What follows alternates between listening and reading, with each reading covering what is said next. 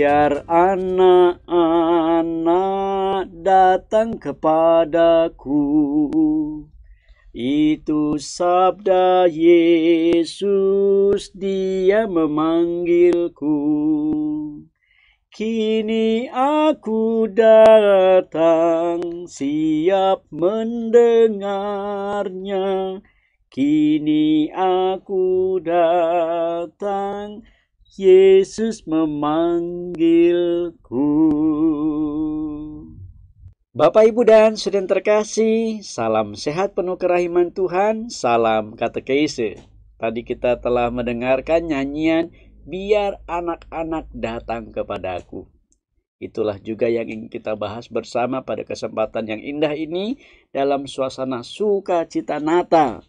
Bagaimana kita ingin melatih anak-anak kita untuk bisa mempersembahkan diri pada Tuhan, datang kepada Tuhan, bersyukur dengan sendirinya, dan mengembangkan iman mereka dengan bahasa mereka, dengan bahasa yang mereka punyai, dengan juga usaha-usaha yang kita bisa sampaikan kepada mereka dalam pendalaman iman ini. Maka Bapak Ibu saudara terkasih, pada kesempatan yang indah ini, yuk nanti kita simak apa saja yang perlu untuk kita perhatikan bersama sebagai orang tua, bahwa pendidikan iman anak-anak kita amatlah sangat penting supaya gambar wajah Allah itu boleh tinggal pada diri mereka.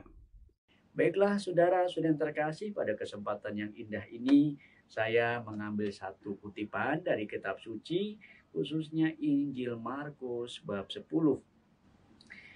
Khususnya pada ayat 13 sampai dengan 16, boleh saya bacakan sejenak supaya kita bisa memberi catatan atas permenungan kita. Yesus memberkati anak-anak. Lalu orang membawa anak-anak kecil kepada Yesus supaya ia menjamah mereka. Akan tetapi murid-muridnya memarahi orang-orang itu. Ketika Yesus melihat hal itu, ia marah dan berkata kepada mereka, "Biarkan anak-anak itu datang kepadaku. Jangan menghalang-halangi mereka, sebab orang-orang yang seperti itulah yang ampunya kerajaan Allah. Aku berkata kepadamu, sesungguhnya barang siapa tidak menyambut kerajaan Allah seperti seorang anak kecil, ia tidak akan masuk ke dalamnya."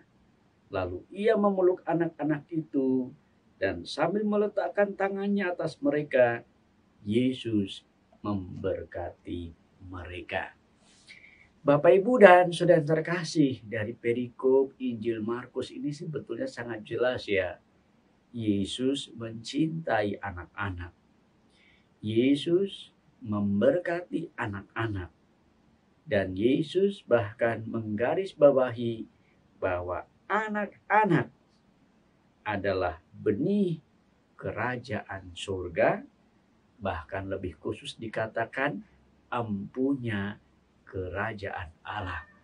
Maka kalau hari ini dan saudara terkasih, Anda dan saya menung bersama mengenai bagaimana sih kita melatih anak-anak untuk mempersembahkan diri. Memang ada suka duka yang dialami oleh Bapak Ibu serta para orang tua sekalian. Kadang-kadang orang tua sampai pusing mikirin ya. Udah mikirin belajar aja, anak-anak juga gimana ya, nggak terlalu rajin belajar. Apalagi sekarang perhatiannya pada iman. Maka di sini ada beberapa catatan-catatan yang ingin saya sampaikan. Semoga bisa menyemangati Anda dan saya, apalagi di masa sukacita Natal ini. Jangan pernah lupa ya, bahwa peristiwa Natal adalah Allah yang menjadi manusia. Allah turun pada Anda dan saya, mendekati kita dalam manusia Yesus. Di sana kita tahu siapakah Allah dalam diri Yesus yang sempurna itu. Maka dalam catatan ini mari kita ambil poin insight dari sukacita Natal juga untuk menyemangati anak-anak kita, melatih mereka gimana sih supaya mereka bisa mempersembahkan diri dengan luar biasa. Pertama-tama Bapak Ibu Saudara terkasih, kita harus sadar dulu ya. Apa sih kepentingan dari pendidikan iman? Bapak Ibu ini punya tanggung jawab loh untuk memberi warisan iman kepada anak-anak kita. Apalagi anak-anak dengan pembaptisan yang telah kita siapkan sejak dari bayi. Maka tugas sebagai orang tua sangat jelas. Ia bertanggung jawab untuk mengayomi anak-anaknya, menawarkan gambaran wajah-wajah Allah itu di dalam kehidupan mereka sebagai anak-anak. Supaya apa Bapak Ibu? Supaya gambaran wajah Allah itu sangat jelas kelihatan dan pelan-pelan bertumbuh amat sangat dewasa. Nah, nanti kalau sudah dewasa akan sangat jelas apa yang dituju ialah pilihan-pilihan akan kehidupannya. Mari kita lihat sedikit pendidikan iman di zaman Yesus. Yesus loh, kalau kita lihat rekonstruksi dari Lukas bab 2 ayat 41 sampai 51, di situ ditemukan Yesus yang berdiskusi pada usia 12 tahun dengan alim ulama. Dari perikop lain Injil Lukas ini saja dapat kita andaikan Yesus pasti mengenyam pendidikan. Dan pendidikannya ini adalah termasuk pendidikan iman di kalangan dirinya sebagai orang-orang Yahudi. Kalau boleh kita mau melihat catatan atas situasi ini, mungkin kita bisa merekonstruksinya, maka kita bisa menemukan catatan bahwa pendidikan iman dalam keluarga bagi orang-orang Yahudi di zamannya amat sangat penting. Karena dalam institusi pendidikan bernama keluarga, pendidikan pertama dan utama memang terjadi dalam keluarga. Kita bisa melihat metodenya yang sederhana. Metode-metodenya itu banyak sekarang ini ya. Tapi waktu itu dalam kalangan orang-orang Yahudi sangat sederhana mereka. Mereka menceritakan kisah-kisah keagamaan. Apa yang perlu dipelajari. Ia atau anak-anak ini mempelajari dan menghafal teks-teks yang dibaca dalam sinagog. Teks-teks kitab suci juga dibaca di bait Allah. Prinsip mereka adalah apa yang dipelajari si anak terbatas dari beberapa banyak pengetahuan yang dimiliki oleh ayahnya. Maka kalau ayahnya di sini orang tuanya atau papa mama lah ya, imannya mantap, imannya mendalam, kan dia sebagai nahkoda. Maka wajib juga orang tua mengajarkannya kepada orang-orang sekitarnya, termasuk anaknya sendiri. Dari catatan ini tanggung jawabnya menjadi sangat jelas. Yang kedua, bagaimana realitas sinagoga itu sendiri. Jadi di bait Allah atau mungkin kita implikasikan dalam gereja, anak-anak Yahudi ini menemukan cara-cara alamiah memperoleh pengetahuan kitab suci. Yang ketiga, Yesus membaca dan memahami kitab suci. Selalu dalam Injil-Injilnya dia berkata, belum pernahkah kamu baca? Dan di situ Yesus menghadapi banyak pertanyaan-pertanyaan, dia selalu berkata, belum pernahkah kamu baca? Maka di sini diandaikan Yesus tahu kitab suci. Ini beberapa catatan kalau kita lihat mengenai hal yang terjadi pada pendidikan iman orang-orang Yahudi. Bagus Bapak Ibu. Saya melihat ada tahap-tahap pendidikan iman di kalangan orang-orang Yahudi. Pertama kalau boleh saya catat di situ, tahap pertama adalah umur 5 tahun sudah diminta untuk studi Taurat tertulis. Tahap kedua umur 10 tahun belajar Taurat lisan. Tahap ketiga umur 12 sampai 13 tahun, ini usia akil balik Bapak Ibu. Anak harus melangsungkan upacara bar miswah, anak hukum Taurat di bait Allah sebagai tanda memasuki usia dewasa. Lalu tahap keempat usia dewasa, di mana anak-anak ini di bawah bimbingan seorang rabi yang bijak. Tahap kelima, umur 15 tahun, studi halakot atau Talmud. Itu semacam hukum rabbinik. Lalu tahap keenamnya umur 18 tahun, saudara-saudara, disiapkan untuk menikah. Tahap ketujuh umur 20 tahun diarahkan ke profesi yang menunjang kehidupannya. Dan akhirnya tahap ke-8 umur 30 tahun sudah dilepas untuk hidup bersama di dalam masyarakat Yahudi. Ini model pendidikan iman ala orang Yahudi. Keren di zaman Yesus. Dan kita lihat betapa seriusnya pendidikan iman itu dimotivasi justru oleh orang tuanya sendiri. Dan kita melihat sekarang untuk anak-anak kita, apalagi era milenial ya. Maka di sini sangat penting Bapak Ibu saudara terkasih, kita ingin mendorong anak-anak kita bagaimana mereka mempersembahkan diri. Yang pertama, kita harus memahami dari semua uraian yang saya katakan ini bahwa pendidikan iman itu amat sangat penting.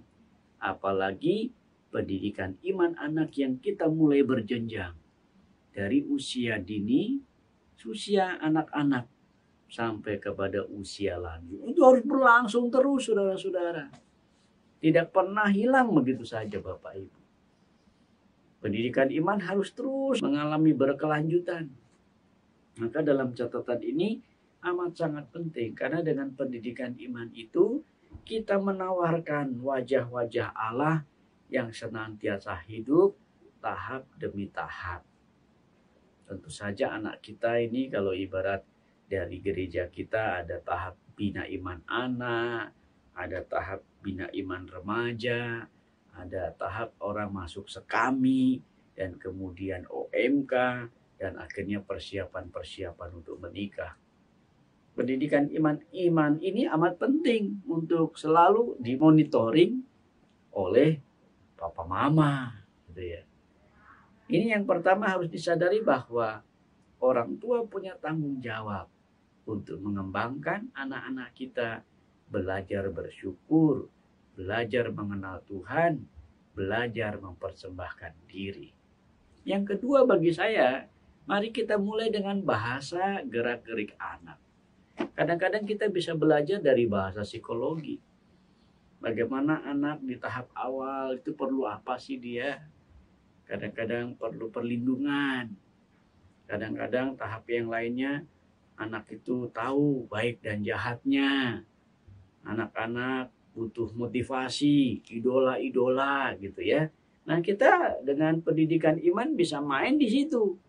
Dengan bahasa-bahasa psikologis. Sehingga kita bisa menyampaikan gambaran iman itu sesuai dengan level anak atau bahasa anak-anak sendiri. Yang ketiga yang menurut saya sangat penting Bapak Ibu sudah terkasih adalah mengenai wadah. Anak-anak kita itu perlu wadah. Untuk belajar iman, kalau kita tidak tahu wadahnya, ya bagaimana kita bisa tahu anak kita bisa berkembang. Ingat loh Bapak Ibu, lihat. Yang tahap tadi kita lihat di kalangan orang Yahudi. Bahkan di sana pendidikan iman dalam keluarga itu pertama dari orang-orang Yahudi. Makanya mereka tidak bergantung pada macam hierarki, tapi mereka pertama-tama dan utama itu dari keluarga dulu. Ngajarin, suruh baca kitab suci, ini itu dan sebagainya. Menghafal teks-teks kitab suci. Kadang-kadang kita bisa melihat juga kan ada anak-anak bina iman yang hafal luar kepala bagus. Ada yang bahkan buat nyanyian yang sesuai dengan teks kitab suci bagus. Tapi lihat, ada juga ditemukan di sana bahwa anak mengenal wajah Allah itu justru ketika ada wadah, berada di sinagoga, berada di gereja. Kalau anak-anak kita tidak pernah kita juga antar ke gereja, malah ditungguin pembantu atau disembunyikan suruh tunggu rumah. Nggak pernah ikut pendalaman iman, nggak pernah ikut lingkungan. Pokoknya hanya disembunyikan aja lah. Tapi kalau les dikasih. Kalian les iman juga ada loh Bapak Ibu. Ya itu tadi. Kita harus mengantar anak-anak kita masuk gereja, tahu di sana. Dan bagi kita berada di sinagoga, berada di rumah Allah, atau berada di tempat ibadah adalah cara alamiah bagi anak-anak untuk memperoleh pengetahuan kitab suci. Maka dalam pengalaman ini menarik ya, kalau kita bandingkan. Ternyata amat sangat serius juga loh. Disediakan wadah-wadah mengenai pertumbuhan iman di kalangan orang-orang Yahudi. Saya kira kalangan kita juga sama. Orang-orang Katolik juga jangan pernah kehabisan akal untuk mendidik anak-anaknya memperoleh pengetahuan kitab suci dengan berbagai macam wadah-wadah yang ada. Ada wadah bina iman anak, yuk ajak itu anak-anak ke situ. Karena mereka itu ada sarana-sarana. Kalau bisa dibentuk juga di lingkungan atau di wilayah. Nggak harus di gereja juga, yang penting di lingkungan diciptakan suasana itu. Saya pernah sebuah keluarga, saya nggak perlu sebut, mengusahakan wadah untuk anak-anak mengenal kitab suci itu setiap minggu sore pukul 4 anak-anak diundang datang ke rumahnya dan bapak ini mengajarkan tentang pengetahuan kitab suci. Itu luar biasa. Ya, saya nggak perlu sebut namanya. Tapi bagaimana anak-anak mau ikut tuh untuk belajar bersama, dan dia membuka itu dalam kesempatan di rumahnya. Waduh, keren buat saya. Nah, ini bagus, pendidikan iman disadari oleh keluarga-keluarga sendiri. Jangan hanya menuntut pada kita juga ya. Kalau kita terbatas, orang tua harus kenceng juga. Perlu motivasi untuk terus. Sehingga anak-anak kita mengalami kehadiran Allah yang menyelamatkan. Punya maknanya beriman, pengetahuannya makin berkembang. Aja ke bina iman anak. Mulai tumbuh dewasa aja ke bina iman remaja. Ada juga itu sarana-sarananya. Kakak-kakak pembinanya telah kita siapkan juga untuk mengajarkan iman dengan berbagai metodologi. Ya, amat sangat sederhana. Dan yang terakhir, apa yang diungkapkan pada pengalaman ini adalah bahwa anak-anak kita belajar mengenal Tuhan justru dari perkembangan awal sampai akhir hidupnya. Kalau begitu, iman dipegang teguh. Dengan godaan-godaan sekarang ini, apalagi anak-anak zaman milenial ya, godaannya itu gadget, maka kita aja kan main di gadget ini supaya mereka sadar. Yuk Bapak Ibu, orang tua semua semangat untuk memberikan diri, memotivasi anak-anak kita untuk berani bersyukur, berani untuk mengandalkan Tuhan, berani memberi kesaksian tentang imannya dengan sarana-sarana yang telah kita tumbuhkan bersama. Baik itu di keluarga kita masing-masing, ya, kita tumbuhkan, kita hadirkan wajah-wajah Allah pada mereka.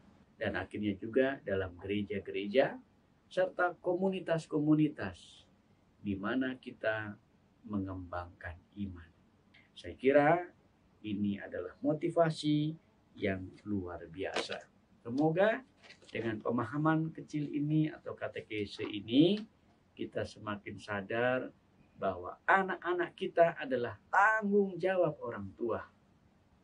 Dan dengan motivasi-motivasi kita untuk menyemangati anak-anak kita bertumbuh dalam iman, semoga perbuatan orang tua menjadi tanggung jawab yang luar biasa mewarisi iman sedari dini. Itu warisan yang luar biasa daripada warisan-warisan harta benda lainnya. Saya kira itu mewarisi surga. Ingat firman Tuhan hari ini. Anak-anak itu atau orang-orang seperti itulah yang ampunya kerajaan Allah. Akhirnya jalan-jalan bersama teman menyusuri desa dan kota. Mari hidup penuh iman, mewartakan kabar sukacita.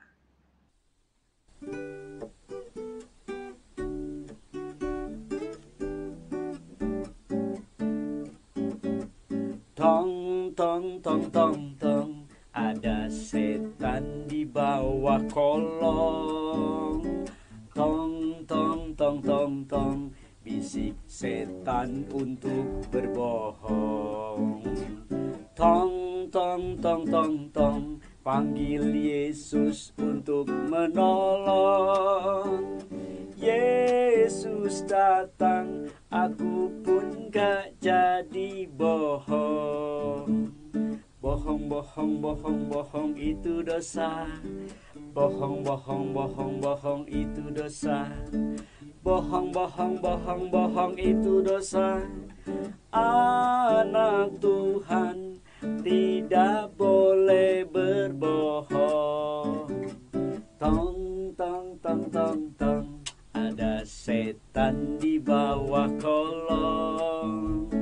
Tong tong tong tong tong, bisik setan untuk berbohong. Tong tong tong tong tong, panggil Yesus untuk menolong. Yesus datang, aku pun gak jadi bohong. Yesus datang, aku pun gak jadi bohong. Anak Tuhan tidak boleh berbohong.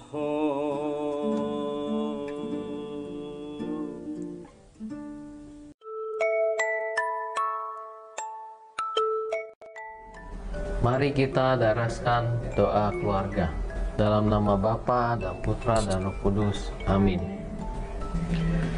Allah yang Maha Penyayang, Engkau selalu memelihara kami dengan kasih, memberikan kami banyak saudara dan sahabat untuk kami perhatikan dan kasihi.